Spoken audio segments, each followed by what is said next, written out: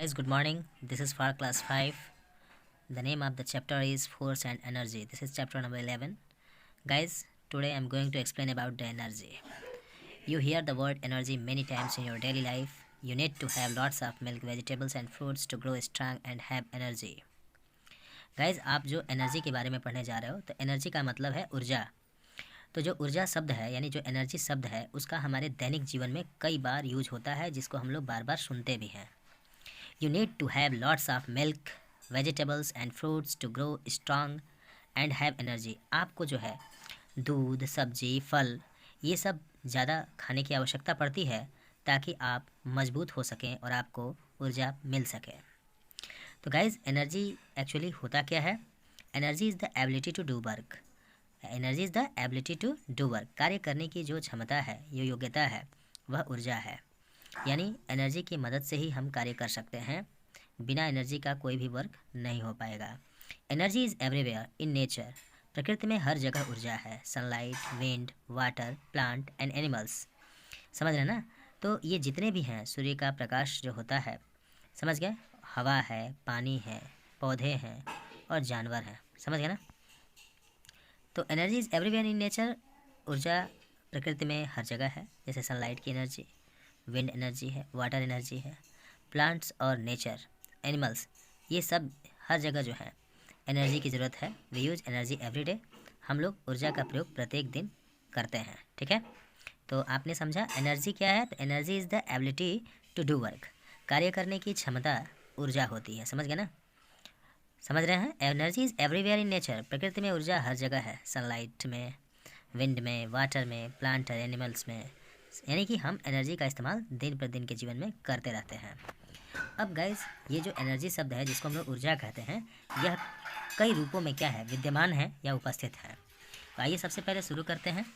ये है different forms of energy यानी मैकेनिकल एनर्जी। ये इसको यांत्रिकी ऊर्जा कहते हैं। Mechanical energy is the energy which is possessed by an object due to its motion और due to its position. Mechanical energy जो है वह ऊर्जा होती है जो किसी वस्तु में उसके गति या उसकी स्थिति की वजह से होती है। मैकेनिकल एनर्जी वह एनर्जी है जो किसी वस्तु में उसकी गति या उसकी स्थिति के आधार पर होती है। Mechanical energy can either be kinetic energy, energy of motion और potential energy, stored energy of position. Mechanical energy या तो कोई काइनेटिक एनर्जी है यानी कि गति की वजह से जो ऊर्जा मिलती है, या तो फिर पोटेंशियल एनर्जी है जिसको स्थितिज ऊर्जा कहते हैं। Stored energy of position, position के आधार पे उसमें एनर्जी स्टोर हो जाती है। जैसे सपोज कीजिए अगर कोई बॉडी मूव कर रहा है तो उसमें काइनेटिक एनर्जी होगी, गतिज ऊर्जा हो जाएगी। समझ गए? और पोटेंशियल एनर्जी यह जो है यहाँ पे जो बताया गया है वो है पोजीशन के आधार पे।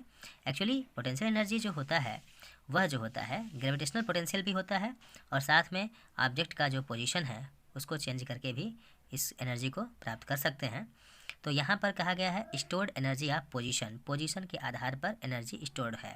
जैसे मान लीजिए ये जो फ़ैन है ऊपर लटका हुआ है, तो इस फ़ैन में जो एनर्जी स्टोर हुई है वह उसकी पोटेंशियल एनर्जी है। समझ गए ना? क्योंकि उसकी पोजीशन को चेंज किया गया है और उसमें एनर्जी स्टोर हुई है। यानी कि उस पंखे को ऊपर ले जाकर टांगने में जितनी ऊर्जा खर्च की गई है वह ऊर्जा उसमें पोटेंशियल एनर्जी के फॉर्म में स्टोर हो गई है। A moving car possesses mechanical energy due to its motion. एक चलती हुई कार में मैकेनिकल एनर्जी होती है क्योंकि उसमें क्या है बेटा? उसका मोशन हो रहा है। समझ गया ना? तो मोशन हो रहा है तो वो काइनेटिक एनर्जी के रूप में है। तो a drawn bow possesses mechanical energy due to its stretch position, elastic potential energy. यानी एक जो है धनुष को, समझ रहे ना, जो खींचा गया है उसमें जो है मैकेनिकल एनर्जी है क्योंकि उसे जब खींचा गया है तो उसमें इलास्टिक पोटेंशियल एनर्जी स्टोर हो गई है। समझ गए ना? क्योंकि उसके खिंचाव होने की वजह से उसके अंदर एनर्जी स्टोर हो चुकी है। यह एनर्जी इलास्टिक पोटेंशियल एनर्जी के नाम से जाना जाएगा। तो गाइज़ अभी तक आप लोगों ने पोटेंशियल एनर्जी के बारे में समझा और काइनेटिक एनर्जी के बारे में। पोटेंशियल एनर्जी जो है यहाँ दो प्रकार की है, एक तो ग्रेविटेशनल पोटेंशियल और एक इलास्टिक पोटेंशियल। समझ रहे हैं? तो ग्रेविटेशनल पोटेंशियल मैंने फ़ैन का एग्जांपल दिया था और इलास्टिक पोटेंशियल में जैसे कि आप रबड़ बैंड को खींचते हैं या यहाँ पे बो को अगर आपने क्या किया है उसको खींचा है तो उसमें जो है एनर्जी जो स्टोर हुई है वो इलास्टिक पोटेंशियल एनर्जी है क्योंकि आपने उसका क्या किया है? शेप चेंज किया है उसका पोजीशन से चेंज किया है, यानी इसको खींचा है, इसकी वजह से उसके अंदर जो एनर्जी स्टोर हुई है वो इलास्टिक पोटेंशियल है। अब नेक्स्ट है बेटा सोलर एनर्जी। सोलर एनर्जी क्या है, जिसको सौर ऊर्जा कहते हैं। Solar energy is the most readily available source of energy. सौर ऊर्जा जो है वह बहुत ज़्यादा अवेलेबल होने वाली यह एक प्रकार की ऊर्जा का स्रोत है। It is the most important source of energy because it is non polluting. यह सबसे महत्वपूर्ण ऊर्जा का स्रोत है क्योंकि इससे कोई प्रदूषण नहीं होता। When we hang our clothes in to dry in the sun, जब हम लोग कपड़े को सूरज के धूप में, समझ गए ना, सुखाने के लिए लटकाते हैं, तो we use the energy of the sun, यानी हम सूर्य की ऊर्जा का इस्तेमाल करते हैं। उसी प्रकार से जो सोलर पैनल होता है वह सन एनर्जी को एब्जॉर्ब करता है, समझ रहे ना, to provide heat for cooking. और वह क्या कर सकता है, खाना पकाने के लिए हीट भी प्रोवाइड कर सकता है, समझ गए ना। सोलर पैनल क्या करता है, absorb the energy of the sun. यह सूरज की ऊर्जा को क्या करता है, एब्जॉर्ब करता है, अवशोषित करता है। और फिर सोलर एनर्जी का इस्तेमाल हम लोग खाना पकाने के लिए भी कर सकते हैं, इससे हमें हीट प्राप्त होता है, ठीक है। और आगे जो बात करते हैं वो है जियोथर्मल एनर्जी, जिसको भूतापीय ऊर्जा भी कहते हैं। The word geothermal comes from the Greek words geo earth and therm, यानी कि हीट, यानी कि अर्थ से जो हीट होती है, अर्थ के अंदर जो है गर्म चट्टानें होती हैं, उनसे जो एनर्जी प्राप्त होती है वो जियोथर्मल एनर्जी है। Geothermal energy is heat from within the earth. पृथ्वी के अंदर जो हीट है वह जियोथर्मल एनर्जी है। We can use the steam and hot water produced inside the earth to heat buildings और जनरेट इलेक्ट्रिसिटी। यानी यह कह सकते हैं कि हम लोग क्या करते हैं, वाटर का यूज़ करते हैं, उसका स्टीम तैयार करते हैं, समझ गए ना। स्टीम या हॉट वाटर जो है प्रोड्यूस कराते हैं पृथ्वी के अंदर से। वो क्या होता है, उससे क्या होगा कि उससे इलेक्ट्रिसिटी भी जनरेट होती है। जैसे इसके लिए क्या होता है कि 2 पाइप लगा देते हैं, यानी 2 ठो होल कर देते हैं, समझ गए, जहाँ पे ज़मीन में चट्टानें जो है काफ़ी ज़्यादा गर्म होती हैं, समझ गए। और एक होल से वाटर को छोड़ा जाता है और दूसरे होल से वो स्टीम बन करके निकलता है, और उसी स्टीम के सामने टरबाइन की पंखी लगी रहती है, रोटेट करती है, जिससे कि क्या होता है, जनरेटर ऑपरेट होगा और इलेक्ट्रिसिटी प्रोड्यूस होगी। Geothermal energy is a renewable source of energy because the water is replenished by rainfall. Geothermal energy जो है वो रिन्यूएबल सोर्स ऑफ एनर्जी है, यानी कि ये एनर्जी जो है हमेशा मिलती रहेगी, है ना। वाटर इसके द्वारा रिप्लेनिश्ड होगा। जैसे कि मान लीजिए कि आपने वाटर का यूज़ किया तो वाटर जो है फिर एयर में गया, और फिर जब वाटर साइकिल होगा तो दोबारा रेनफॉल के द्वारा वाटर जो है प्राप्त हो जाएगा। तो and the heat is continuously produced inside the अर्थ। और आपको पता ही है कि जब गर्म चट्टानें हैं तो लगातार उससे हीट प्रोड्यूस होती रहेंगी, और पानी भी रिप्लेनिश्ड होता रहेगा, उसकी भी भरपाई होती रहेगी। नेक्स्ट है wind energy. Wind energy is plentiful renewable, ये भरपूर मात्रा में है और ये रिन्यूएबल सोर्स ऑफ एनर्जी है। ये बार बार प्राप्त होगी, वाइडली डिस्ट्रीब्यूटेड, विस्तृत रूप से यह विद्यमान है, फैला हुआ है, क्लीन एंड नॉन पोल्यूटिंग, साफ सुथरा और प्रदूषण मुक्त है। Therefore it is considered by expert to be more environmental friendly. यह एक्सपर्ट्स बताते हैं, जो विशेषज्ञ हैं वो इस बात को कहते हैं कि यह ज़्यादा से ज़्यादा पर्यावरण के अनुकूल है। अदर सोर्स ऑफ एनर्जी की अपेक्षा विंड एनर्जी जो है पर्यावरण के ज़्यादा अनुकूल है। Wind power in the conversion of wind energy into A useful form. Wind power का इस्तेमाल करके विंड एनर्जी को हम लोग उपयोगी रूप में बदलते हैं, जैसे कि इलेक्ट्रिसिटी में या विंड टर्बाइन में भी इसको यूज़ किया जाता है।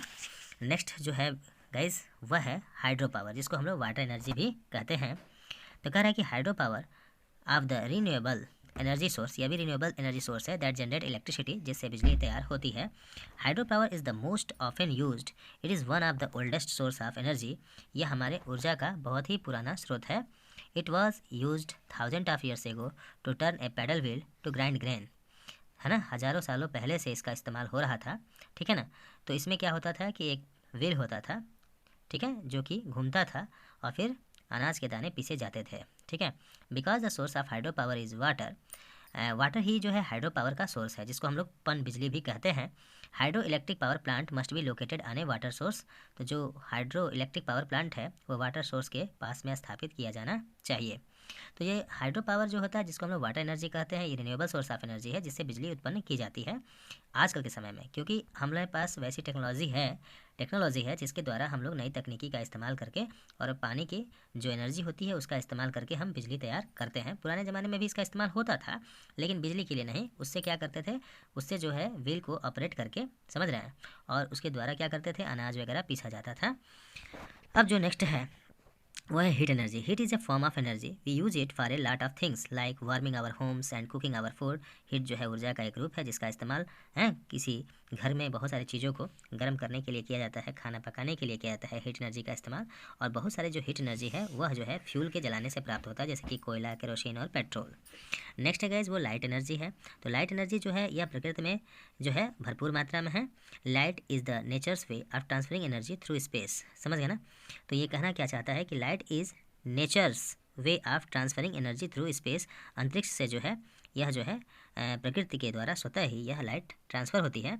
Some source of light energy are the sun, bulb, tube light and a burning candle. कुछ जो है लाइट एनर्जी का सोर्स है, जैसे कि सन है, बल्ब है, ट्यूबलाइट है या जलता हुआ कैंडल है। नेक्स्ट है sound energy. Sound is the vibration transmitted through a solid, liquid और गैस। यानी कि साउंड जो है वह कैसा होगा बेटा? साउंड इज़ वाइब्रेशन ट्रांसमिटेड, यानी कि वाइब्रेशन के द्वारा ये ट्रांसमिट होता है, यानी कंपन के द्वारा क्या होता है, ये स्थानांतरित होता है। किससे होता है स्थानांतरित? तो ये सॉलिड भी हो सकता है, लिक्विड भी होता है या गैस भी होता है, नहीं तीनों से ये होके पास कर सकता है, जो कि द्रव्य की अवस्थाएं हैं, सॉलिड, लिक्विड और गैस। समझ गए? तो ये तीनों से होकर ये पास करती है। Sound is produced when a force causes an object or a substance to vibrate. Sound कैसे प्रोड्यूस होता है? तो जब कोई भी ऑब्जेक्ट या पदार्थ वाइब्रेट करेगा तो उसकी वजह से क्या होगा? साउंड प्रोड्यूस होगा। ठीक है। Some source of sound energy are music system, musical instrument and radios. कुछ साउंड एनर्जी के सोर्स हैं, जैसे कि म्यूजिक सिस्टम है या कोई म्यूजिकल इंस्ट्रूमेंट हो सकता है, या जिसको हम लोग वाद्य यंत्र कहते हैं, वाद्य यंत्र या रेडियो वगैरह। Electric energy is the movement of electric charges. जब इलेक्ट्रिक चार्ज मूव करते हैं तो इलेक्ट्रिक एनर्जी जनरेट होती है। Electrical charges moving through a wire is called electricity. जब कोई इलेक्ट्रिक चार्ज वायर से होकर मूव करते हैं तो कहते हैं कि वह इलेक्ट्रिसिटी है। समझ गए ना?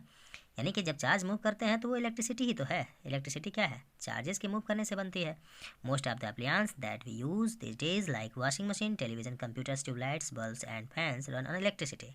आज हम बहुत सारे विद्युत उपकरण का इस्तेमाल करते हैं, जैसे कि washing machine, television, computer, tube light, bulb वगैरह या फैन वगैरह, ये सभी बिजली से चलती हैं। लास्ट पॉइंट आता है laws of conservation of energy, ऊर्जा संरक्षण का नियम। Energy can neither be created not destroyed. ऊर्जा ना तो निर्मित होती है ना तो ये नष्ट होती है। Energy just changes from one form to another. ऊर्जा केवल एक रूप से दूसरे रूप में बदलती रहती है। The total energy of an object never decreases और इंक्रीजेज।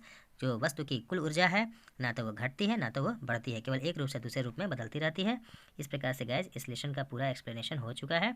अब नेक्स्ट जो है हम अब एक्सरसाइज कराएंगे। सी यू नेक्स्ट टाइम।